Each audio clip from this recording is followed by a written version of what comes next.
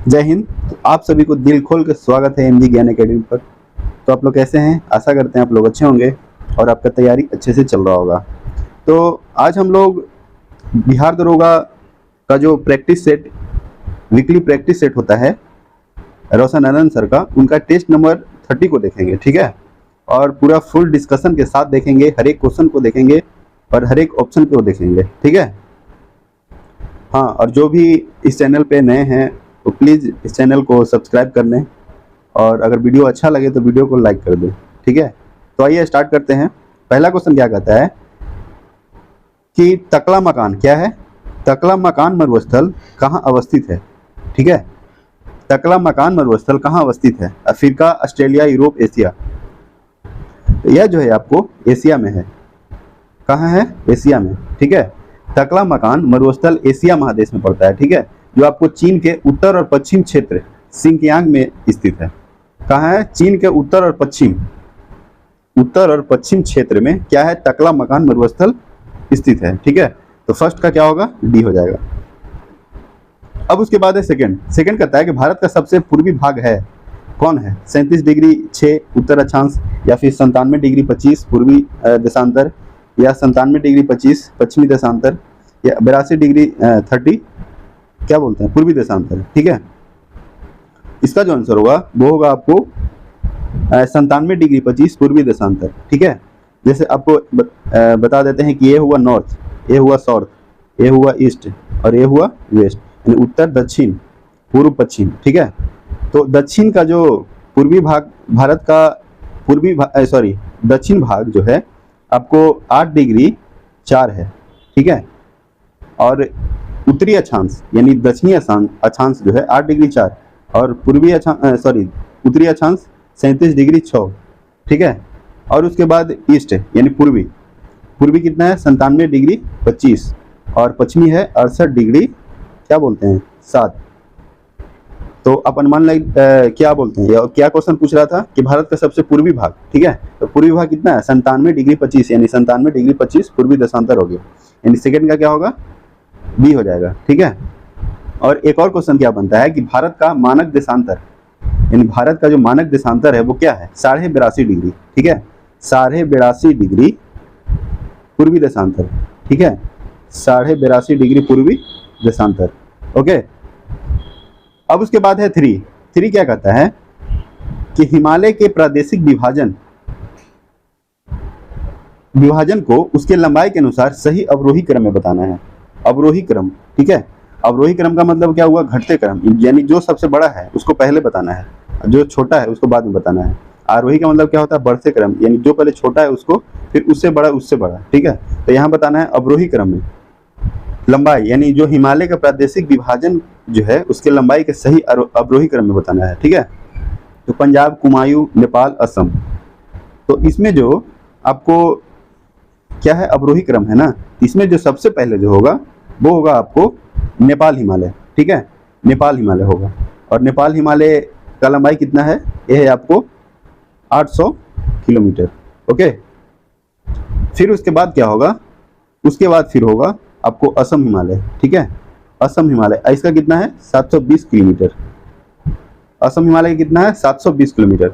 अब उसके बाद है पंजाब हिमालय। तो पंजाब हिमालय कितना है? 560 किलोमीटर। इसका लंबाई कितना है? 560। और लास्ट में है कुमायूं हिमालय, ठीक है। और कुमायूं हिमालय की कितना लंबाई है? 320 किलोमीटर, ओके। अब यह जो है आपको, यानी इसका आंसर क्या होगा? सी हो जाएगा, यानी 3, 4, 1, 2, ठीक है। और इसके बाद अगर ये भी क्वेश्चन पूछा जाए कि जैसे पंजाब हिमालय है, इसका विस्तार कहाँ से कहाँ तक है?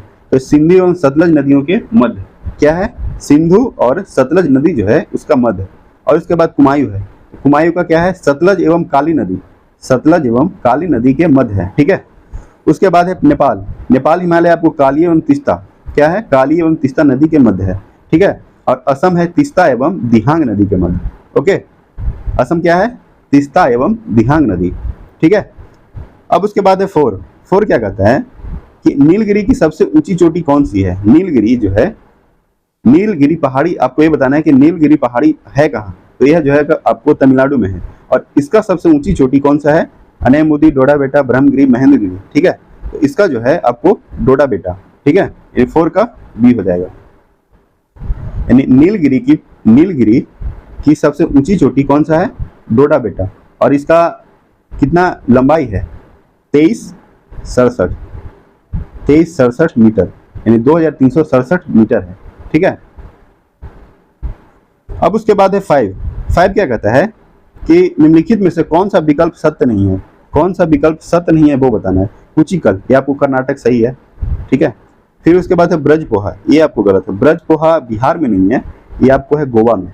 ठीक है, ब्रजपोहा बिहार में नहीं है, ये है आपको गोवा में। तो क्या हो गया? यही सत्य नहीं है, वो आपको बी है। ठीक है, ये ना आपको मध्य प्रदेश हो गया, दूध सागर गोवा। तो जो सत्य नहीं है वो कौन सा है? ये है ब्रजपोहा। ब्रजपोहा कहाँ है आपको? यह है आपको गोवा में। ठीक है, गोवा। अब उसके बाद है और कुचिकल जो है, कुचिकल इसका जो कितना लंबाई है? 455 मीटर, 455 मीटर। ठीक है, अब उसके बाद है 6 है भारत सरकार द्वारा जल संसाधन परिषद का गठन कब किया गया? यानी भारत सरकार द्वारा जल संसाधन परिषद का गठन कब किया गया? 1972, 1978, 1983, 1988। तो 6 का क्या होगा? 6 का हो जाएगा आपको सी, 1983। ठीक है, यानी भारत सरकार ने 1983 में राष्ट्रीय जल संसाधन परिषद का गठन किया। ठीक है, और प्रधानमंत्री जो है इसके अध्यक्ष एवं केंद्रीय जल संसाधन मंत्री इसके उपाध्यक्ष होते हैं। ठीक है, यानी प्रधानमंत्री इसके अध्यक्ष होते हैं। अभी प्रधानमंत्री कौन है? श्री नरेंद्र मोदी। ठीक है, तो यह जो है आपको यानी राष्ट्रीय जल संसाधन परिषद का जो अध्यक्ष है वो है प्रधानमंत्री, और उपाध्यक्ष पूछेगा तो केंद्रीय जल संसाधन मंत्री। ठीक है, अब उसके बाद है क्या बोलते हैं, अब उसके बाद है 7 है कोरबा एल्यूमिनियम उत्पादक जिला है, यह अवस्थित है। कोरबा एल्यूमिनियम उत्पादक जिला है, यह अवस्थित है। ठीक है, छत्तीसगढ़, उड़ीसा, महाराष्ट्र, उत्तर प्रदेश। 7 का क्या होगा? 7 का हो जाएगा ए, यानी कोरबा एल्यूमिनियम उत्पादक जिला कहाँ अवस्थित है? तो ये आपको छत्तीसगढ़ में। ठीक है, ठीक है, और यह जो है कंपनी आपको सोवियत संघ के सहयोग से स्थापित किया गया था। क्या है? सोवियत संघ यानी यूएसएसआर, यानी सोवियत संघ के सहयोग से कौन सा? कोरबा एल्यूमिनियम उत्पादक आपको स्थापित किया गया था। और इसका दूसरा शाखा आपको महाराष्ट्र के रत्नागिरी में है। कहाँ है? महाराष्ट्र के रत्नागिरी में। यानी कोरबा एल्यूमिनियम उत्पादक जिला कहाँ है? छत्तीसगढ़ में। और यह सोवियत संघ के सहयोग से स्थापित किया गया। ठीक है, और जिसका दूसरा शाखा कहाँ है? महाराष्ट्र के रत्नागिरी। कहाँ है? महाराष्ट्र के रत्नागिरी। ठीक है, अब उसके बाद है 8 क्या कहता है कि कोंकण रेलवे की लंबाई कितनी है? कोंकण रेलवे की लंबाई कितनी है? 740 किलोमीटर, 741, 745 या 751। तो 8 का क्या होगा? 8 का हो जाएगा बी, 741 किलोमीटर। यानी कोंकण रेलवे की लंबाई कितना है? 741 किलोमीटर। ठीक है, और कोंकण रेलवे जो कहाँ है? कोंकण रेलवे आपको महाराष्ट्र के रोहा, ठीक है, महाराष्ट्र के रोहा, ठीक है, को कर्नाटक के मंगलुरु को जोड़ता है। यानी कोंकण रेलवे आपको महाराष्ट्र के रोहा और कर्नाटक के मंगलुरु को जोड़ता है। ठीक है, अब उसके बाद है और क्या है इसमें? और है आपको एक एनसीईआरटी जो है ना, एनसीईआरटी के अनुसार आपको कोंकण रेलवे की लंबाई 760 किलोमीटर बताता है, और जबकि कोंकण रेलवे की लंबाई कितना है? 741 ही है। यानी अगर क्वेश्चन ऐसे पूछा जाए कि एनसीईआरटी के अनुसार कोंकण रेलवे की लंबाई कितना है, तो कितना बताइएगा? 760 किलोमीटर। ठीक है, और कोंकण रेलवे कॉर्पोरेशन के अनुसार है 741 किलोमीटर। अब उसके बाद है 9 क्या कहता है कि निम्नलिखित में से कौन सा विकल्प सत्य है? एक तरफ है परियोजना, एक तरफ है राज्य। ठीक है, तो शारदा परियोजना आपको झारखंड में है। ठीक है, फिर उसके बाद पूर्णा गुजरात में, बारगी राजस्थान, हंसदेव बंगो छत्तीसगढ़। यानी क्या बताना है इसमें? कौन सा विकल्प सत्य है, यानी कौन सा सही है। ठीक है, तो कौन सा विकल्प सत्य है या कौन सा विकल्प असत्य है, ये बताना है। यानी कौन सा विकल्प सत्य है। ठीक है, तो इसका जो आंसर होगा, आपको क्या होगा? इसका आंसर क्या होगा? हाँ, तो इसका जो आंसर होगा वो क्या होगा? डी हो जाएगा। ठीक है, क्या होगा? डी हो जाएगा। हंसदेव बंगो जो है छत्तीसगढ़, हंसदेव बंगो जो परियोजना है आपको छत्तीसगढ़ में है, और ये हंसदेव नदी पे ही है। क्या है? हंसदेव नदी पे। ठीक है। और जो शारदा जो है, शारदा आपको झारखंड में नहीं है, शारदा आपको उत्तर प्रदेश में यानी यूपी में, और यह जो है आपको शारदा नदी पे है। पूर्णा कहाँ है? पूर्णा आपको महाराष्ट्र में, ठीक है, पूर्णा महाराष्ट्र में है, ओके। और बारगी आपको एमपी में है, ठीक है। और पूर्णा आपको महाराष्ट्र में है, या पूर्णा नदी पे, और बारगी बारगी नदी पे है, यह है आपको मध्य प्रदेश में, ठीक है। यानी कौन सा विकल्प सत्य है वो बताना था, तो यह है हंसदेव बंगो छत्तीसगढ़, ठीक है, हंसदेव नदी पे है, ओके। अब उसके बाद है 11। तो 11 क्या कहता है? 11 कहता है आपको कि संजय डुगरी बाघ अभयारण्य किस राज्य में है? कर्नाटक, महाराष्ट्र, राजस्थान, मध्य प्रदेश। तो 10 का क्या होगा? 10 का होगा आपको डी, मध्य प्रदेश। यानी संजय डुगरी बाघ अभयारण्य आपको मध्य प्रदेश में है, ठीक है। और यहाँ पे पूछा जाए कि कुल कितने अभयारण्य है, यानी कितना टाइगर अभयारण्य, यानी टाइगर जो अभयारण्य है वो कितना है यहाँ पे, तो 6 है। टोटल कितना है? 6 है, ठीक है। अब उसके बाद है 11। 11 कहता है निम्नलिखित में से कौन सा जैव मंडल आरक्षित क्षेत्र यूनेस्को की सूची में शामिल नहीं है? कंचनजंगा, पन्ना राष्ट्रीय उद्यान, सिमलीपाल, सुंदरवन। तो 11 का क्या होगा? 11 का हो जाएगा बी, पन्ना राष्ट्रीय उद्यान। कौन सा जैव मंडल आरक्षित क्षेत्र यूनेस्को की सूची में शामिल नहीं है? वो है पन्ना राष्ट्रीय उद्यान, ठीक है। बाकी कंचनजंगा, सिमलीपाल, सुंदरवन ये सब शामिल है। यानी भारत में कुल 18 जैव मंडल हैं आरक्षित क्षेत्र घोषित किया गया है, जिसमें 11 जैव मंडल जो है आपको क्या बोलते हैं, आरक्षित क्षेत्रों को यूनेस्को की सूची में शामिल किया गया है, और 7 यूनेस्को की सूची में शामिल नहीं किया गया है, ओके। इन सारी बातों को भी ध्यान रखिएगा। ऐसे डायरेक्ट एग्जाम में क्वेश्चन पूछा जाएगा कि भारत में टोटल कितने जैव मंडल आरक्षित क्षेत्र जो है घोषित किया गया है, तो 18 है। और 18 में से कितने जैव मंडल को यूनेस्को की सूची में शामिल किया गया है, तो वो है 11, ओके। और इसमें जो नहीं शामिल है वो है पन्ना राष्ट्रीय उद्यान। बाद बाकी कंचनजंगा, सिमलीपाल और सुंदरवन ये सब शामिल किया गया है, ठीक है। बात समझ में आ गया? तो इन सारी बातों को भी ध्यान रखिएगा, ठीक है। अब उसके बाद हम लोग चलेंगे क्या, अब उसके बाद है 12, ठीक है। तो 12 क्या कहता है कि राष्ट्रीय डेयरी योजना किसके सहयोग से चलाई जा रही है? राष्ट्रीय डेयरी योजना किसके सहयोग से चलाई जा रही है? तो राष्ट्रीय कृषक आयोग, यूनेस्को, यूनिसेफ, वर्ल्ड बैंक। तो 12 का क्या होगा? 12 का हो जाएगा डी, वर्ल्ड बैंक। क्या होगा? वर्ल्ड बैंक, यानी एनडीबी, राष्ट्रीय डेयरी विकास बोर्ड जो है विश्व बैंक के सहयोग से चलाया जा रहा है, ठीक है। और वर्ल्ड बैंक का हेडक्वार्टर कहाँ है? वर्ल्ड बैंक का हेडक्वार्टर आपको वाशिंगटन डीसी। क्या है इसका मुख्यालय? Washington DC. डीसी का मतलब क्या होता है? District of Columbia, okay. DC का मतलब क्या होता है? District of Columbia. अब उसके बाद है 13। 13 क्या कहता है कि हाइड्रोजन विजन 2025 का संबंध है, हाइड्रोजन विजन 2025 का संबंध है हाइड्रोजन ऊर्जा के विकास के लिए, सेल गैस के भंडारण के लिए, पेट्रोलियम उत्पादन के भंडारण के लिए, सौर ऊर्जा के विकास के लिए। 13 का क्या होगा? 13 का हो जाएगा आपको सी, पेट्रोलियम उत्पाद के भंडार के लिए। यानी हाइड्रोजन विजन जो है 2025 का संबंध क्या है? पेट्रोलियम उत्पाद के भंडार के लिए। 13 का क्या होगा? सी हो जाएगा। 14 है आयरन एंड स्टील कंपनी अवस्थित है, आयरन एंड स्टील कंपनी अवस्थित है खरकई नदी के संगम पर, दामोदर नदी के संगम पर, या भद्रा नदी के तट पर, या हुगली नदी के तट पर। यानी 14 का क्या होगा? बी, दामोदर नदी के संगम पर। आयरन एंड स्टील कंपनी अवस्थित है कहाँ? दामोदर नदी के संगम पर। यानी 14 का क्या होगा? बी हो जाएगा। 15 क्या है? 15 है आपको निम्नलिखित में से किस महानगर की जनसंख्या सर्वाधिक है? किस महानगर की जनसंख्या सर्वाधिक है? मुंबई, दिल्ली, कलकत्ता, चेन्नई। 15 का क्या होगा? 15 का हो जाएगा आपको ए, मुंबई। यानी 2011 की जनगणना के अनुसार मुंबई जो है, मुंबई नगर महानगर की जनसंख्या सर्वाधिक है। कितना है? 18.41 मिलियन। 18.41 मिलियन है, ओके। अब उसके बाद है 16। 16 हेमसोंग सर्वप्रथम किस भारतीय राज्य में पहुंचा था? कश्मीर, कपीसा, पांडेराज या कन्नौज। 16 का क्या होगा? 16 का हो जाएगा आपको बी, कपीसा। यानी हेमसोंग सर्वप्रथम किस भारतीय राज्य में पहुंचा था? तो कपीसा, ओके, कपीसा, ठीक है। हेमसोंग, और अगर ये भी क्वेश्चन पूछा जाता है कि हेमसोंग जो है आपको किसके शासनकाल में भारत आया था? तो यह जो है आपको हर्षवर्धन के शासनकाल में भारत आया था। कब? 629 ईस्वी में।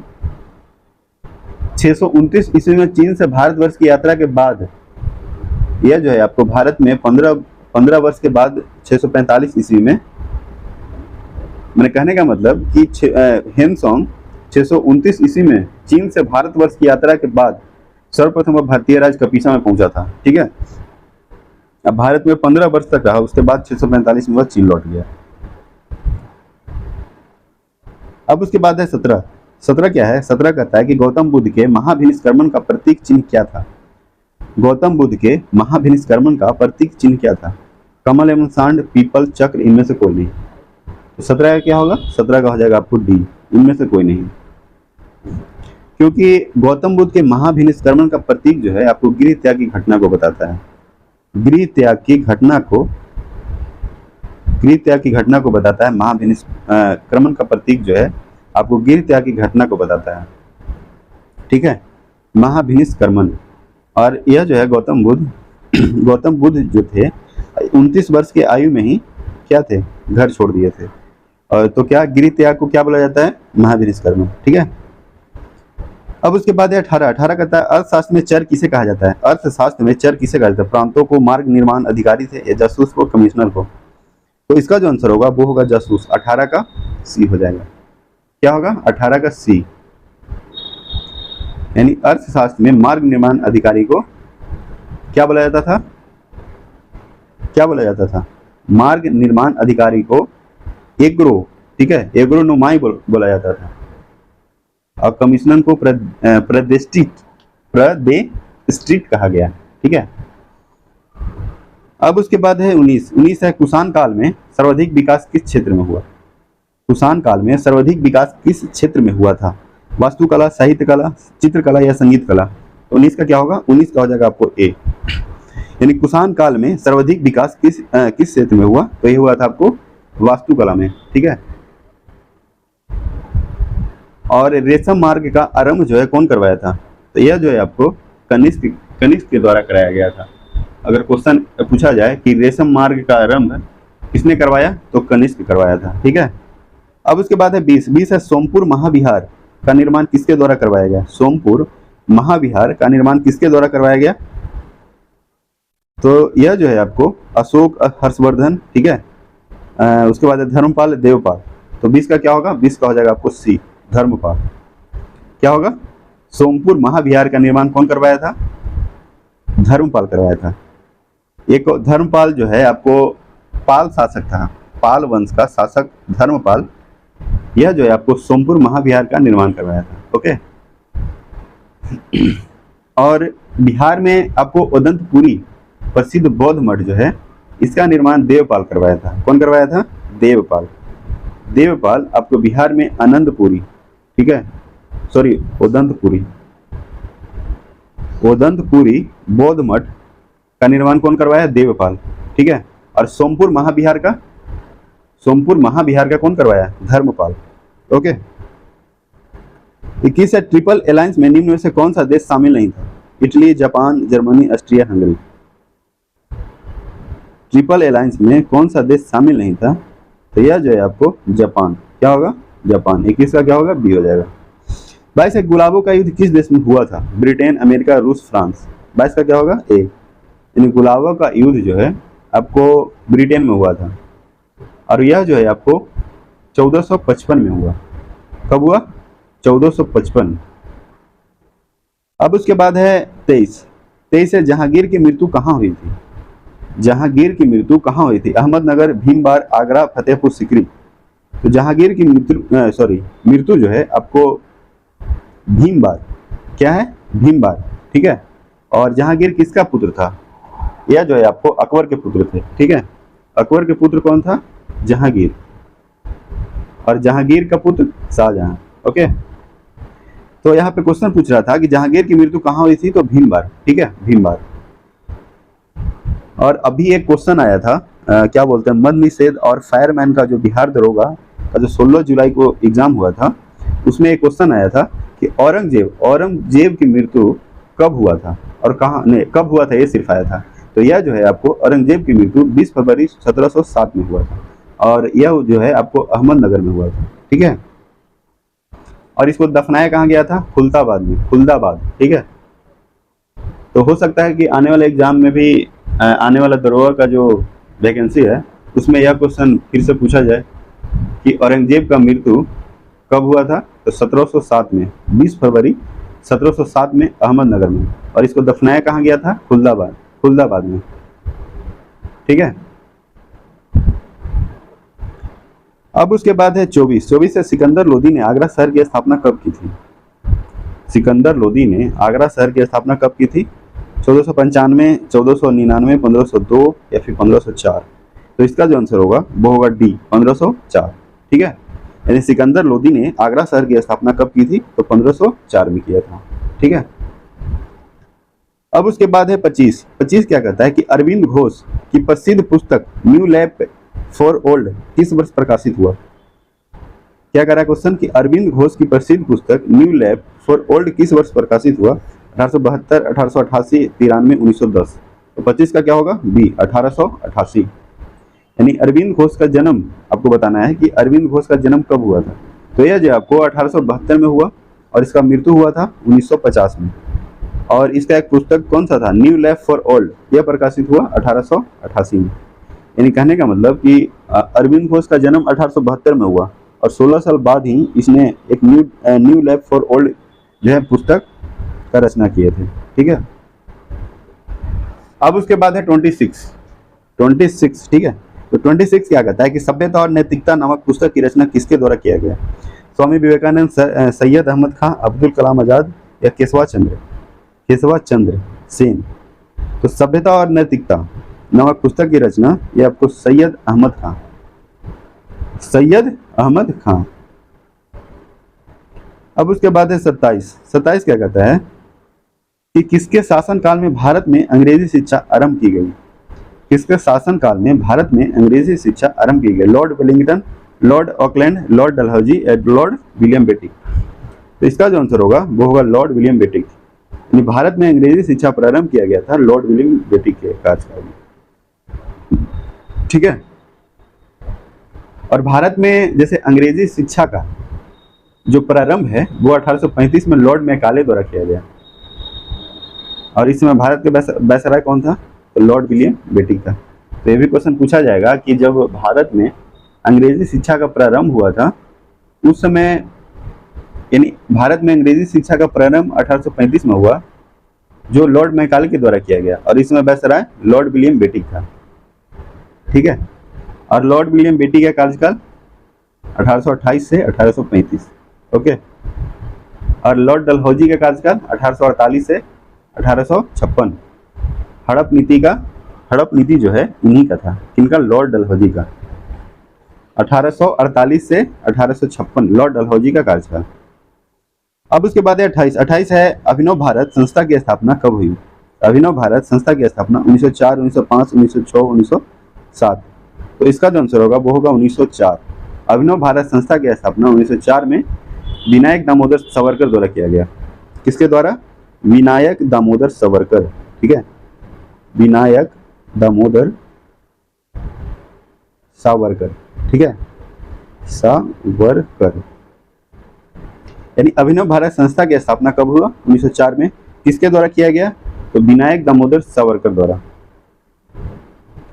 अब उसके बाद है 29 है कि 1857 की क्रांति में फतेहपुर में विद्रोह को दबाने वाला ब्रिटिश नायक कौन था। कर्नल नील, विसेंट आयर, जनरल रेनल्ड, कैंपबेल। तो 29 का क्या होगा, 29 का हो जाएगा सी, जनरल रेनल्ड। जनरल क्या होगा, रेनल्ड। और लखनऊ में जो दबाया था 1857 की क्रांति, 1857 की जो क्रांति हुआ था उसके विद्रोह को दबाया था कैंपबेल। ये आपको लखनऊ, क्या है, लखनऊ में। और भारतीय जो नायक थे वहाँ के कौन थे, बेगम हजरत महल। कौन थे, बेगम हजरत महल। और कर्नल जो नील है, यह जो है आपको कर्नल नील फैजाबाद में विद्रोही को दबाया था। और जनरल रेनल्ड, ये तो फतेहपुर बता दिए। फिर विसेंट आयर जो है आपको जगदीशपुर, क्या है, जगदीशपुर। यानी जगदीशपुर में दो थे, एक विसेंट आयर और एक विलियम टेलर।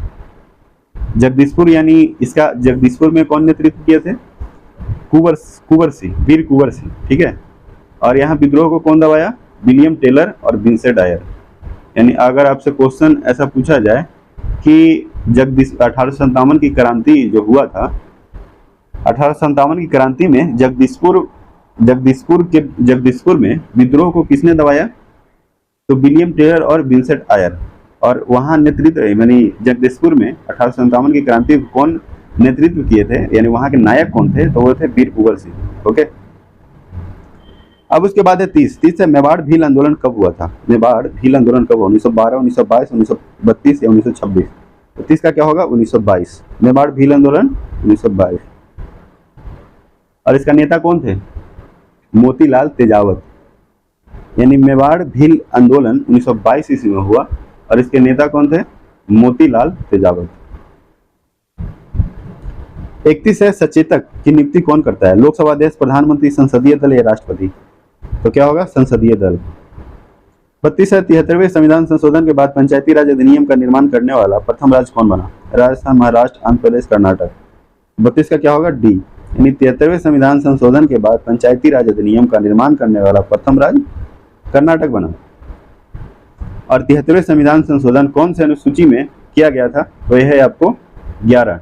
ठीक है, 11वें अनुसूची में 73वें संविधान संशोधन 1992 के अनुसार पंचायती राज के बारे में यह बताया गया है।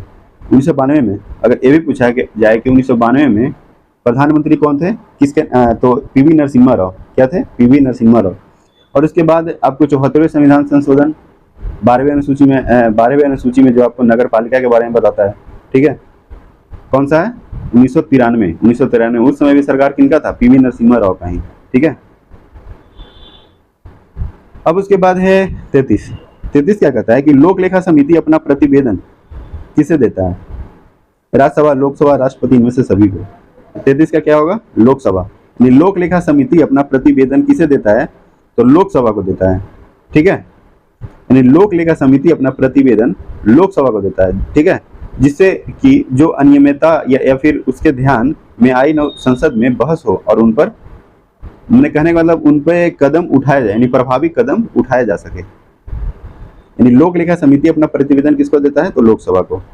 34 है राष्ट्रीय ध्वज फहराना मौलिक अधिकार है, इसकी घोषणा किस वर्ष की गई, 2002, 2003, 2004 या 2005। 34 का क्या होगा, 34 का हो जाएगा सी, 2004। यानी राष्ट्रीय ध्वज फहराना मौलिक अधिकार, इसकी घोषणा किस वर्ष किया गया, तो 2004। 35 है विधानसभा के 17वां स्थान का आदेश किसके द्वारा दिया जाता है। 35 का क्या है, 35 का क्या है ऑप्शन, 35 का है आपको विधानसभा अध्यक्ष, ठीक है, राज्यपाल, मुख्यमंत्री, इनमें से कोई नहीं। तो 35 का क्या होगा आंसर, राज्यपाल। और अभी बिहार के राज्यपाल कौन है बताइएगा, बिहार के राज्यपाल हैं आपको विश्वनाथ अर्लेकर। इससे पहले कौन थे, फागू चौहान थे। ठीक है, और अभी एक और क्वेश्चन आया था इसी एग्जाम में, बिहार दरोगा का ही जो 16 जुलाई को एग्जाम हुआ था, उसमें एक क्वेश्चन आया था कि बिहार में हाई कोर्ट जो है उनका चीफ जस्टिस कौन है, तो कौन थे, विनोद चंद्रन। ठीक है, यानी 35 का क्या होगा आंसर, 35 का हो जाएगा आपको बी। और राज्यपाल संबंधित जो है आपको आर्टिकल कितना में बताता है, 174 में आपको राज्यपाल के बारे में बताता है। 36 मंत्रालयों में वित्तीय संसाधनों का आवंटन कौन कौन करता है, मंत्रिमंडल, सचिवालय, संसद, वित्त मंत्रालय, कैबिनेट सचिव। तो 36 का क्या होगा, सी, 36 का सी हो जाएगा। और वित्त मंत्री कौन है अभी, निर्मला सीतारमन जो है आपको वित्त मंत्री है। ओके, और संसद के बारे में आपको कौन सा आर्टिकल में है, 79। आप एक क्या बोलते हैं, एक ट्रिक याद रखिएगा, सरला। ठीक है, सरला, स से क्या हुआ, संसद, ये हुआ 79, आर से हुआ राज्यसभा, ये हुआ 80, और ये हुआ लोकसभा, ल से लोकसभा, यानी 79, 80, 81। संसद हुआ 79, राज्यसभा 80, लोकसभा 81।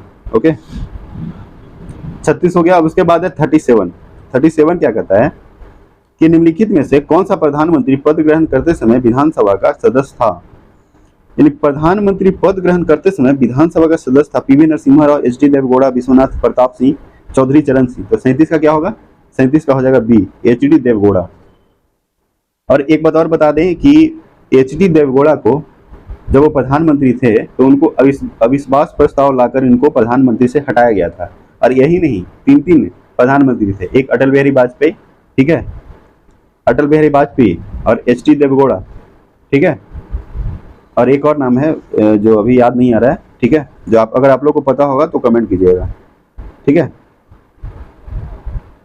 और अगर ये भी क्वेश्चन पूछा जाए कि सबसे ज्यादा बार अविश्वास प्रस्ताव कौन से प्रधानमंत्री के ऊपर लाया गया, तो ये जो है आपको कौन थे, इंदिरा गांधी, 15 बार, और टोटल आपको अविश्वास प्रस्ताव आपको 27 बार लाया गया है, ठीक है, जिसमें 15 बार इंदिरा गांधी पे ही लाया गया था। और अविश्वास प्रस्ताव जो हटाया गया है लाकर, वो 3 व्यक्तियों को, 3 प्रधानमंत्री को हटाया गया, एक एच.डी. देवेगौड़ा, एक अटल बिहारी वाजपेयी और एक और है जो आप लोग कमेंट कीजिएगा, ठीक है। 38 क्या है, 38 है राष्ट्रपति द्वारा कार्यकारी मुख्य न्यायाधीश की नियुक्ति होता है। सेवानिवृत्ति न्यायाधीश हो, सर्वोच्च न्यायालय के न्यायाधीश बनने की अर्हता रखता हो, या सर्वोच्च न्यायालय के अन्य न्यायाधीश। तो 38 का क्या होगा, 38 का हो जाएगा सी, सर्वोच्च न्यायालय के अन्य न्यायाधीश। यानी राष्ट्रपति द्वारा कार्यकारी मुख्य न्यायाधीश की नियुक्ति कौन रखता है, सर्वोच्च न्यायालय के अन्य न्यायाधीश। 39 है शिक्षा के अधिकार एक मौलिक अधिकार है, समानता के अधिकार के अंतर्गत, स्वतंत्रता के अधिकार के अंतर्गत, शोषण के विरुद्ध अधिकार, या इनमें से कोई नहीं। तो 39 का जो होगा आंसर वो होगा स्वतंत्रता के अधिकार के अंतर्गत, ठीक है। और स्वतंत्रता के अधिकार जो है आपको आर्टिकल कितना में आता है, 21 का क में, 21 का क, ठीक है।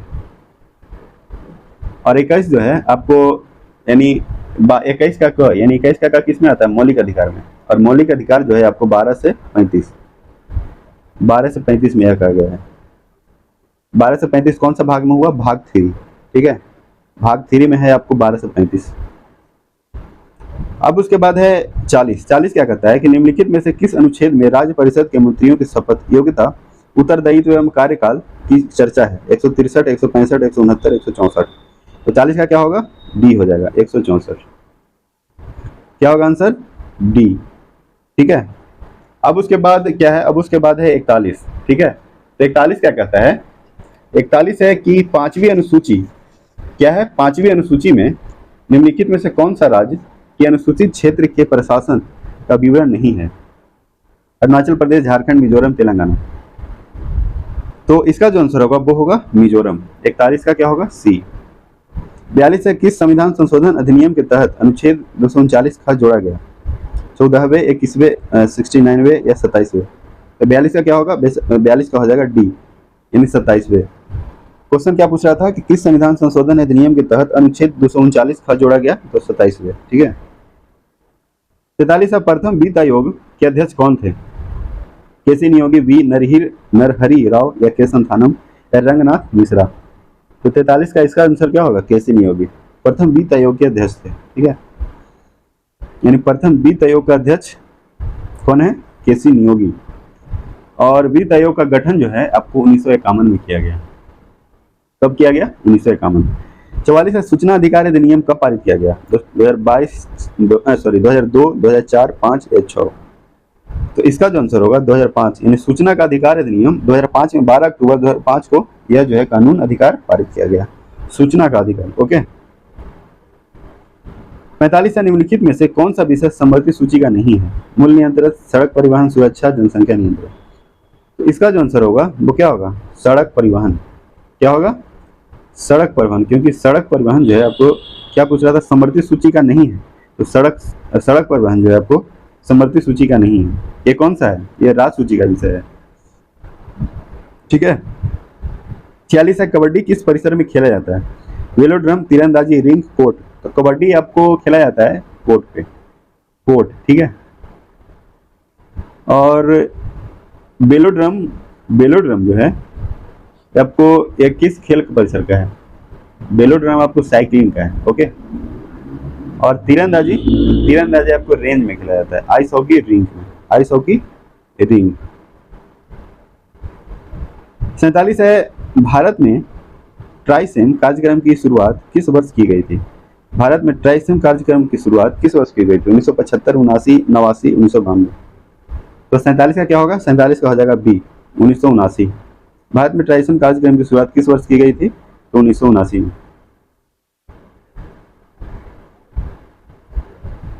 48 क्या है, 48 कहता है निम्नलिखित में से किसके तहत अंतर्राष्ट्रीय मुद्रा कोष दुनिया की रैंकिंग तय करता है?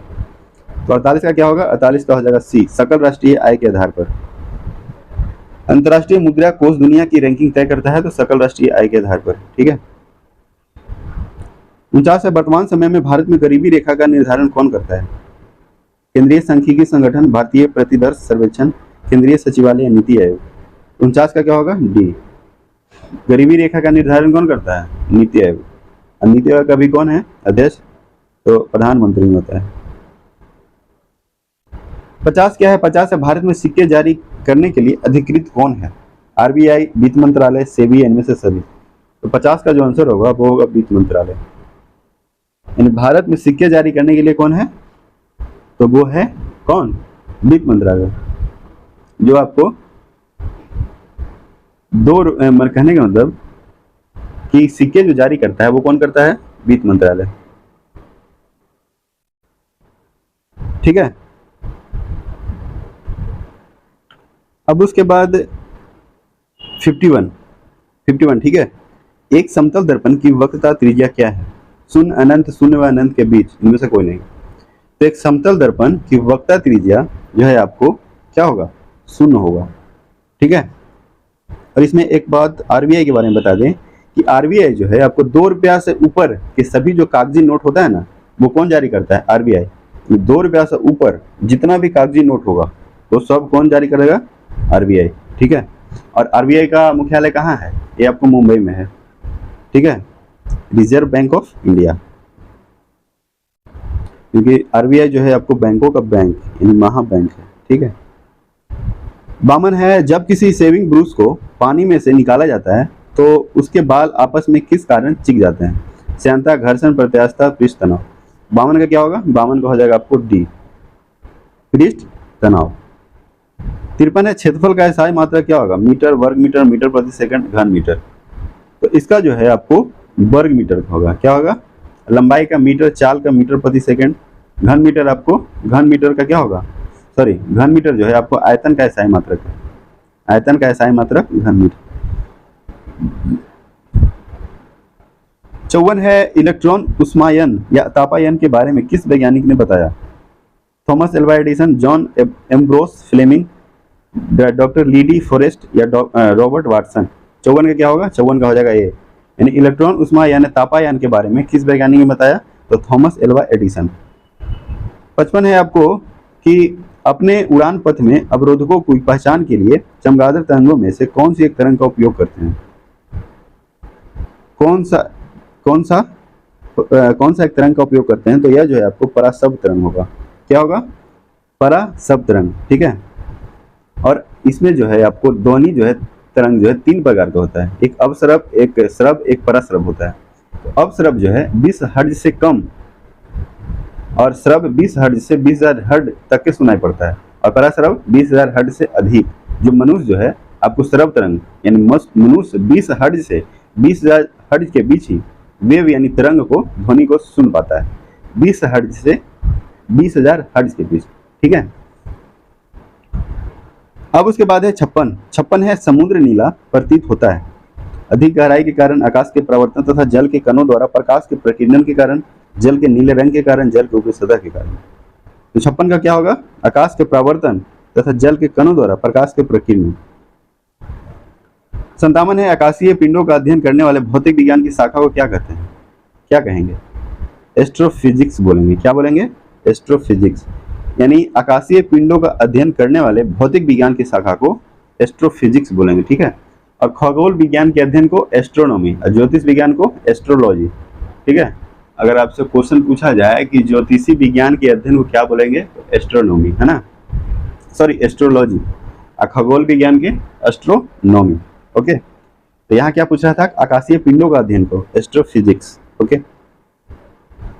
58 विद्युत मोटर निम्न सिद्धांत के अनुसार कार्य करती है? फैराडे के नियम, लेंज का नियम, ओम का नियम, फ्लेमिंग का नियम। 58 का क्या होगा? फैराडे का नियम। विद्युत मोटर आपको फैराडे के नियम पर आधारित काम करता है। 59 है, आइंस्टीन द्वारा सापेक्षता का सिद्धांत किस वर्ष प्रतिपादित किया गया? 1902, 1904, 1905, 1908। 59 का क्या होगा? सी, 1905, जब बंगाल विभाजन हुआ था तब। बंगाल विभाजन कब हुआ था? 1905 में, लॉर्ड कर्जन के टाइम। ओके, यानी 1905 में आइंस्टीन ने आइंस्टीन जो है आपको जर्मन वैज्ञानिक मैक्स प्लांक द्वारा प्रतिपादित क्वांटम सिद्धांत को आधार मानकर प्रकाश विद्युत प्रभाव की व्याख्या किए थे। 60 निम्नलिखित युग्मों में से किस एक की एक समान बीमा नहीं है? किसका नहीं है? तो इसमें जो है आपको ऑप्शन क्या है? ऑप्शन है स्थितिज ऊर्जा एवं गतिज ऊर्जा, ठीक है, या घनत्व एवं विशिष्ट घनत्व, फोकस दूरी एवं ऊंचाई, या गुरुत्व बल एवं घर्षण बल। तो इसका जो आंसर होगा वो होगा आपको घनत्व एवं विशिष्ट घनत्व, ठीक है। 61 क्या है? 61 है द्रव की अवस्थाओं की अधिकतम अवस्था क्या है? द्रव की अवस्थाओं की अधिकतम अवस्था क्या है? 3, 4, 5, 6। तो 61 का क्या होगा? 61 का हो जाएगा आपको सी, 5। यानी द्रव की अवस्था कितना है सर? द्रव की अवस्था है 5। ठोस, द्रव, गैस, प्लाज्मा एवं बोल्स आइंस्टीन कंडेंसेट। कितना है? द्रव के अधिकतम 5 अवस्था है। पहला ठोस, फिर है द्रव, फिर है गैस, उसके बाद है प्लाज्मा, ठीक है, फिर उसके बाद है बोल्स आइंस्टीन कंडेंसेट। 62 है किसी तत्व का सर्वाधिक अभिलाक्षणिक गुणधर्म निम्नलिखित में से कौन सा है?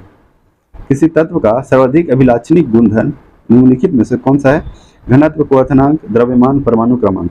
62 का क्या होगा? 62 का हो जाएगा डी, परमाणु क्रमांक यानी परमाणु संख्या। अब उसके बाद है 63। 63 है कि कृत्रिम गर्भाधान के लिए बैल के वीर्य को रखा जाता है, यानी कृत्रिम आर्टिफिशियल गर्भाधान जो है आपको बैल के वीर्य को कहाँ रखा जाता है? द्रव हीलियम में, द्रव नाइट्रोजन, द्रव ऑक्सीजन, या इनमें से कोई नहीं। 63 का जो आंसर होगा वो होगा द्रव नाइट्रोजन। 64 है निम्नलिखित में से कौन सा संतृप्त हाइड्रोकार्बन को प्रदर्शित करता है? संतृप्त हाइड्रोकार्बन, एक होता है संतृप्त, एक होता है असंतृप्त। जो संतृप्त हाइड्रोकार्बन है वो होता है एल्केन, आपको संतृप्त है। केन ए नहीं रहेगा ना, वो संतृप्त है, और ई और बाई नहीं, वो क्या है? असंतृप्त है। ओके, तो इसमें जो देखना है कि संतृप्त हाइड्रोकार्बन कौन है, तो CnH2n+2, CnH2n+2 जो है आपको क्या है? संतृप्त हाइड्रोकार्बन है, क्योंकि AnE है। ओके, यानी 64 का क्या होगा? 64 का हो जाएगा सी। अब उसके बाद है 65। 65 कहता है कि पर्ल एस यौगिक है पोटेशियम का, जिंक का, गैलियम या फिर कैल्शियम का। तो 65 का क्या होगा? ए, पोटेशियम का, यानी पर्ल एस जो है आपको पोटेशियम का यौगिक है। 65 का क्या होगा? 65 का हो जाएगा ए। और पोटेशियम कार्बोनेट का सूत्र क्या होता है? K2CO3, और इसी को पर्ल एस बोलते हैं। क्या बोलते हैं? Pearl ash. यानी पोटेशियम कार्बोनेट का सूत्र क्या होता है? K2CO3। 66 है कार्बन डाइऑक्साइड के जलीय घोल को क्या कहा जाता है? कार्बन डाइऑक्साइड के जलीय घोल को क्या बोलेंगे? यानी कार्बन डाइऑक्साइड यानी CO2 प्लस H2O, CO2 और H2O जो है मिलेगा तो क्या बनेगा? H2CO3, ठीक है। तो यह क्या बनेगा? यह जो है आपको कार्बोनिक अम्ल बनेगा। क्या बनेगा? कार्बोनिक अम्ल, यानी 66 का सी। और कार्बन डाइऑक्साइड का ठोस रूप को क्या बोलते हैं? शुष्क बर्फ बोलते हैं। क्या बोलते हैं? कार्बन डाइऑक्साइड का ठोस रूप को क्या बोलेंगे? क्या बोलेंगे बताइए? इसको जो है आपको शुष्क बर्फ बोलेंगे। 67 है मानव निर्मित प्रथम तत्व कौन सा है? मानव निर्मित प्रथम तत्व कौन सा है? Germanium, polonium, arsenic, boron. तो 67 का क्या होगा? पोलोनियम। पोलोनियम का क्या होता है? संकेत PO, ओके, PO किसका होता है? यह जो है आपको पोलोनियम का होता है, ठीक है। और इसका समस्थानिक कितना है? 27। और जैसे अगर उपधातु पूछे कि उपधातु कौन कौन है, तो उपधातु तो ऐसे 7 हैं। कौन कौन है? बोरोन, सिलिकॉन, जर्मेनियम, आर्सेनिक, है ना। बोरोन है, सिलिकॉन है, जर्मेनियम है, आर्सेनिक है, फिर एंटीमनी, टेलेनियम और पोलोनियम। ओके, तो कितना हो गया? 7 हो गया। 68 है समावयवी यौगिक संबंध में कौन सा विकल्प असत्य है? समावयवी यौगिक संबंध में कौन सा विकल्प असत्य है? तो 68 का क्या होगा? 68 का हो जाएगा आपको क्या है? भौतिक एवं रासायनिक गुण समान होते हैं। यह जो है आपको असत्य है। भौतिक एवं यानी समावयवी यौगिक संबंध में जो असत्य है वो है भौतिक एवं रासायनिक गुण समान होते हैं। ये आपको गलत है, क्योंकि समान नहीं होते हैं, असमान होते हैं। 69 है रसायन विज्ञान की वह शाखा कौन है जिसमें शराब व शराब बनाने के सभी पहलुओं का अध्ययन किया जाता है? हिप्नोलॉजी, ओनोलॉजी, न्यूमेरोलॉजी या कॉन्कोलॉजी। तो 69 का क्या होगा? ओनोलॉजी। क्या होगा? ओनोलॉजी, यानी रसायन विज्ञान की वह शाखा जिसमें शराब और शराब बनाने के सभी पहलुओं का अध्ययन किया जाता है, वो है ओनोलॉजी। क्या है? ओनोलॉजी। और हिप्नोलॉजी नींद का अध्ययन, हिप्नोलॉजी नींद का अध्ययन। और न्यूरोमेलॉजी जो है इसके अंतर्गत अंकों का अध्ययन किया जाता है। न्यूरोमेलॉजी के क्या बोलते हैं? न्यूरोमोलॉजी के अंतर्गत अंकों का अध्ययन, और हिप्नोलॉजी नींद का। और कॉन्कोलॉजी यह जो है आपको शंख विज्ञान यानी मोलस्क विज्ञान का अध्ययन करते हैं। कॉन्कोलॉजी में शंख विज्ञान यानी मोलस्क विज्ञान। और हिप्नोलॉजी, हिप्नोलॉजी क्या हो गया? नींद का अध्ययन। और ओनोलॉजी, ओनोलॉजी तो शराब और शराब बनाने की पहलू का अध्ययन करते हैं, ओनोलॉजी। 70 है प्राकृतिक रबर बहुलक है, नियोप्रीन, नाइलॉन, आइसोप्रीन, रेयन। तो 70 का क्या होगा? सी हो जाएगा, आइसोप्रीन। 71 है निम्नलिखित में से कौन सा जीवन का भौतिक आधार है? डीएनए, जीव द्रव, माइटोकॉन्ड्रिया, जीन। 71 का क्या होगा? 71 का हो जाएगा बी, जीव द्रव। यानी जीवन का भौतिक आधार कौन सा है? जीव द्रव है। Okay. A powerhouse of cell यह किसको बोलते हैं? कोशिका का ऊर्जा गृह किसको बोलेंगे? तो माइटोकॉन्ड्रिया को बोलते हैं। ठीक है, माइटोकॉन्ड्रिया। 71 का क्या होगा आंसर? 71 का हो जाएगा आपको बी। 72 है फिलोसफिक जियोलॉजिक नामक पुस्तक के लेखक कौन है? Darwin, Hugo de Vries, Gregor John Mendel, Lamarck. 72 का क्या होगा? 72 का हो जाएगा आपको डी, लेमार्क। यानी फिलोसफिक जियोलॉजिक नामक पुस्तक के लेखक लेमार्क है। अब उसके बाद 73 है कि सरसों का सफेद रस्ट रोग जीवाणु, विषाणु, कवक, शैवाल। 73 का क्या होगा? कवक। यानी रस्ट रोग आ गया तो वो होगा फंगस यानी कवक। 73 के बाद हम लोग चलेंगे 74 में। तो 74 क्या कहता है कि क्लोरोफिल के कितने घटक हैं? 3, 4, 5, 2। ठीक है, क्लोरोफिल के कितने घटक हैं? तो इसका जो घटक है ना वो है आपको 4। 74 का क्या होगा? बी। क्लोरोफिल आपको क्या करता है? पत्ती में हरे रंग का वर्णक है। अब क्लोरोफिल के 4 घटक हैं, वो कौन कौन सा है? एक क्लोरोफिल है, क्लोरोफिल, ठीक है। फिर है क्लोरोफिल क्या बोलते हैं? बी। फिर कैरोटीन या जैवोफिल। यानी फर्स्ट क्या है? क्लोरोफिल ए, फिर है क्लोरोफिल बी, फिर है कैरोटीन या जैवोफिल। ओके। 75 है निम्नलिखित में से कौन सा सबसे अस्थायी पारितंत्र है? ध्रुव पर जमे बर्फ, जंगल, महासागर, इनमें से कोई नहीं। 75 का क्या होगा? सी, महासागर, अस्थायी पारितंत्र। ओके।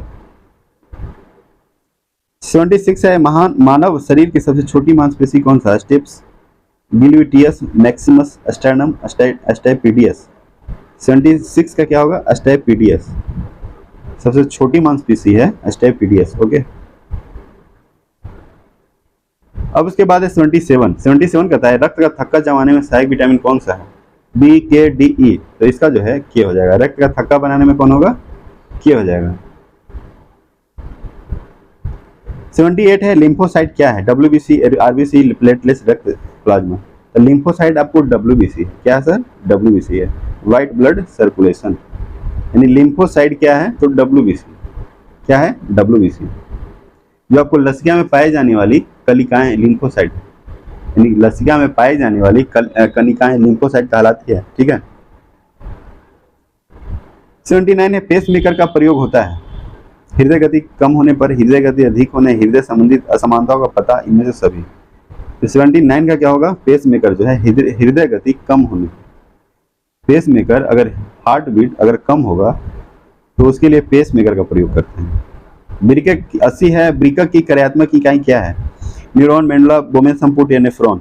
तो 80 का क्या होगा? नेफ्रॉन। ठीक है, 80 का क्या हो जाएगा? डी। और तंत्रिका की क्रियात्मक इकाई न्यूरॉन। ठीक है, क्या है? तंत्रिका की क्रियात्मक इकाई न्यूरॉन है। और ब्रिकक यानी किडनी के बाहरी भाग को कोटेक्स बोलते हैं और भीतरी भाग को मेंडुला। यानी ब्रिकक के बाहरी भाग को कोटेक्स और भीतरी भाग को मेंडुला। और प्रत्येक जो नेफ्रॉन होता है ना, एक छोटी छोटी क्या बोलता है? प्याली नुमा रचना होता है, उसको बोमेन संपुट बोलेंगे। यानी प्रत्येक नेफ्रॉन में एक छोटी प्याली नुमा रचना होता है, उसको बोमेन संपुट बोलते हैं, बोमेन संपुट। ओके। अब उसके बाद है 81 जो है क्या कहता है कि वर्तमान समय में केंद्रीय जांच ब्यूरो यानी सीबीआई के निदेशक कौन है? संजय कुमार मिश्रा, प्रवीण सूद, सुबोध कुमार जायसवाल, तपन कुमार डेका। तो 81 का क्या होगा? बी, प्रवीण सूद। 82 है अध्यक्ष यानी 78वें सत्र में संयुक्त राष्ट्र महासभा कौन है?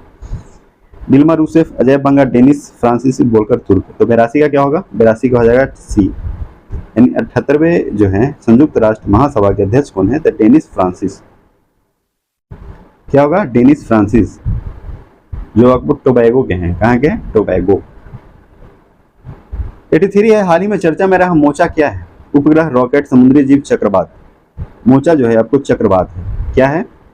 चक्रवात है। मोचा जो है आपको चक्रवात है। यह जो है आपको बंगाल की खाड़ी में आया था। ठीक है, बंगाल की खाड़ी में यह चक्रवात आया था और इसका नामकरण आपको यमन द्वारा किया गया। आप ये भी याद रखिएगा, इसका नामकरण क्या रखा गया? कौन रखा? तो यमन। और इससे प्रभावित क्षेत्र कौन कौन सा है? उड़ीसा और बंगाल। 84 है, हाल ही में प्रधानमंत्री नरेंद्र मोदी को किस देश द्वारा ऑर्डर ऑफ द नील पुरस्कार? मिस्र, Papua New Guinea, Bhutan, America. तो 84 का क्या होगा? ए, ऑर्डर ऑफ द नील पुरस्कार मिस्र। क्या है? मिस्र को। 85 है, हाल ही में किस राज्य की कारी इसाद आम को जीआई टैग 2023 दिया गया? आंध्र प्रदेश, उत्तर प्रदेश, कर्नाटक, बिहार। 85 का क्या होगा? 85 का हो जाएगा सी। क्या होगा? सी हो जाएगा। ठीक है। और 86 क्या कहता है कि बिहू कुह उत्सव 2023 मनाया गया। बिहू कुह उत्सव जो है आपको मनाया गया 2023 कहाँ मनाया गया? असम, अरुणाचल प्रदेश, पश्चिम बंगाल, मणिपुर। तो बिहू से आप लोग डायरेक्ट क्या मार दीजिएगा? असम, क्योंकि बिहू जो है असम का नृत्य है। उससे आप क्या मारिएगा? असम मारिएगा। लेकिन असम नहीं होगा, असम नहीं होगा। क्या होगा? अरुणाचल प्रदेश। यानी बिहू को उत्सव जो है आपको अरुणाचल प्रदेश में। ठीक है। 87 है, वर्तमान में बिहार का राज्यपाल फागू चौहान, शिव प्रताप शुक्ल, राजेंद्र विश्वनाथ अर्लेकर या सीपी राधाकृष्णन। बिहार का राज्यपाल कौन है? राजेंद्र विश्वनाथ अर्लेकर। इससे पहले भी आपको हम बताए ही थे। ठीक है। यानी 87 का क्या होगा? सी हो जाएगा। 88 है, खान क्वेस्ट अभ्यास 2023 किन देशों के बीच हुआ? भारत, मालदीव, बहुराष्ट्रीय, भारत, फ्रांस, भारत, ओमान। तो खान क्वेस्ट अभ्यास जो है आपको एक बहुराष्ट्रीय है। खान क्वेस्ट बहुराष्ट्रीय अभ्यास है। ठीक है, जो मंगोलिया में थल सेना के लिए यह जो है आयोजित किया गया मंगोलिया में। तो आपको यह भी याद रखना है कि खान क्वेस्ट अभ्यास जो है आपको कहाँ हुआ था? मंगोलिया। और यह जो है अभ्यास बहुराष्ट्रीय है। ठीक है। और किसके लिए है? तो थल सेना के लिए। और अभी थल सेना के कौन है अध्यक्ष? थल सेना के कौन है प्रमुख? तो ये है मनोज पांडे। ठीक है, मनोज पांडे। और थल सेना दिवस 15 जनवरी और वायुसेना 8 अक्टूबर, जल सेना 4 दिसंबर। ठीक है। और जल सेना का प्रमुख कौन है? आर हरि कुमार। कौन है? आर हरि कुमार। और वायुसेना का BR चौधरी। ओके। यानी 88 का क्या होगा? 88 का हो जाएगा आपको बी। 88 का क्या होगा? बी हो जाएगा। 89 है, निम्नलिखित में से कौन सा G7 का सदस्य नहीं, हिस्सा नहीं है? Britain, Bharat, Italy, Japan. तो 89 का क्या होगा? बी, भारत। G7 का हिस्सा नहीं है, जो है वो बता देते हैं। क्या बोलते हैं? अमेरिका। ठीक है, America, Canada, Britain. America, Canada, Britain. फिर इसके बाद है इटली, जापान और France. Okay, Italy, Japan, France और जर्मनी। कौन कौन है? देखिए, अमेरिका, कनाडा, ब्रिटेन, ठीक है, जापान, जर्मनी, इटली और फ्रांस। यानी 89 का क्या होगा? आंसर बी हो जाएगा, जो नहीं है G7 का सदस्य। 90 ग्लोबल यूनिकॉर्न इंडेक्स 2023 में प्रथम स्थान अमेरिका को, तो भारत का तीसरा। यानी 90 का ये हो जाएगा। 91 है, हाल ही में भारत सरकार के किस मंत्रालय द्वारा विवाद से विश्वास योजना की शुरुआत किया गया? तो 91 का क्या होगा? गृह मंत्रालय, ठीक है, कार्मिक मंत्रालय या वित्त मंत्रालय या रक्षा मंत्रालय। तो 91 का जो आंसर होगा वो होगा वित्त मंत्रालय। वित्त मंत्री कौन है अभी?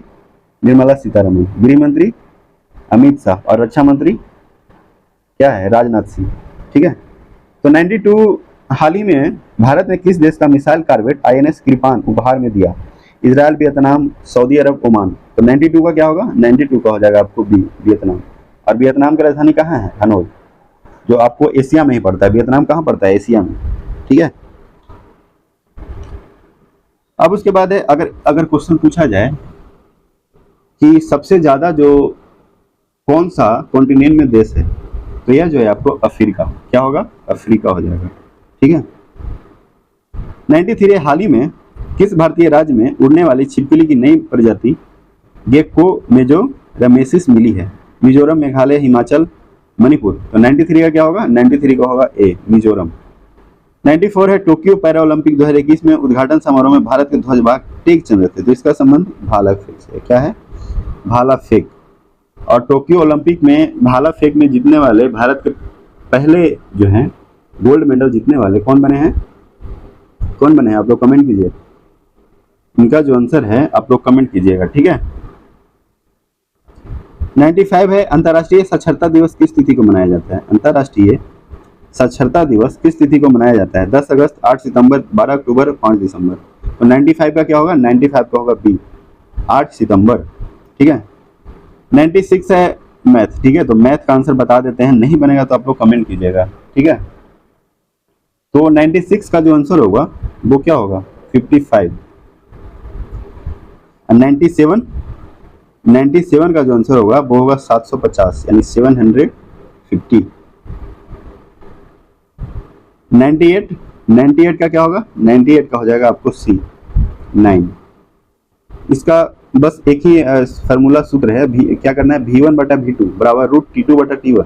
और V1 जो है V2 का मान दिया हुआ है 12, और क्या बोलते हैं T2 और T1 का भी मान दिया, और T2 का मान दिया है 1.8, और T2 का मान दिया T2 का मान दिया हुआ है 1.8, और T1 का 3.2, ठीक है, यानी V1 बटा V2। ओके, फिर उसके बाद है रूट T2 बटा T1, और T1 का मान T2 का मान है 1.8 और इसका है 3.2। ओके, तो इसका कैलकुलेशन करेंगे तो कितना आ जाएगा? रूट 9 बटा 16 यानी 3 बटा 4, यानी क्या होगा? यानी V1 बटा 12 बराबर 3 बटा 4, यानी V1 बराबर क्या होगा? 12 गुना 3 बटा 4 यानी 4×12 यानी 9 किलोमीटर बराबर, यानी 98 का सी हो जाएगा। अब 99 है, तो 99 क्या कहता है? 99 जो है इसका जो आंसर क्या होगा? इसका जो आंसर होगा आपको सी, यानी जी होगा इसका आंसर, ठीक है। और आज का लास्ट क्वेश्चन का आंसर क्या होगा? इसका जो आंसर होगा वो होगा आपको बी, ठीक है। तो चलिए आज के लिए इतना ही, और जो भी चैनल पर नए हैं तो चैनल को सब्सक्राइब कर लें, और वीडियो अगर अच्छा लगे तो वीडियो को लाइक करें और दोस्तों में शेयर करें, ठीक है। तो चलिए, जय हिंद, जय भारत।